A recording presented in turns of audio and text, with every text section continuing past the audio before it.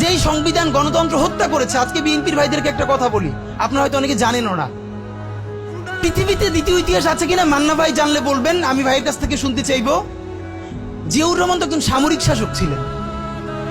একজন সামরিক শাসক সামরিক ফরমান জারি করে দেশে গণতন্ত্র ফিরেছে, পৃথিবীতে এই নজির নাই যেটা জিয়াউর রহমান করছেন।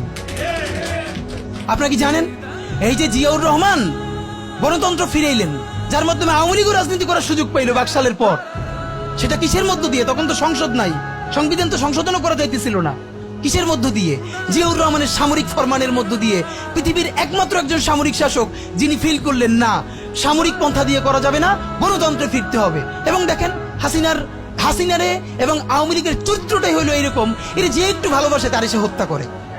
শহীদ প্রেসিডেন্ট জিয়াউর রহমান শেখ হাসিনাকে দেশে আসার অনুমতি দিছিলেন, সুযোগ দিছিলেন এবং বলছে থাক সবাই রাজনীতি করুক। আসার 1 মাসের মধ্যে জিয়াউর রহমান শহীদ হয়ে গেছে, 13 দিনের মধ্যে। এবার দেখেন এই যে আমরা এখন যারা সবাই করতেছি, সুতরাং এটা একটা বিষ। এই বিষের সাথে আমরা কিভাবে লড়াই করব? জাতীয় ঐক্যমত্য তৈরি করতে হবে। সুতরাং পলিটিক্যাল পার্টি এবং সবার প্রতি একটা কথা, প্লিজ আপনারা বিএনপিকে শতভাগ কর্নার করে দিয়েন না।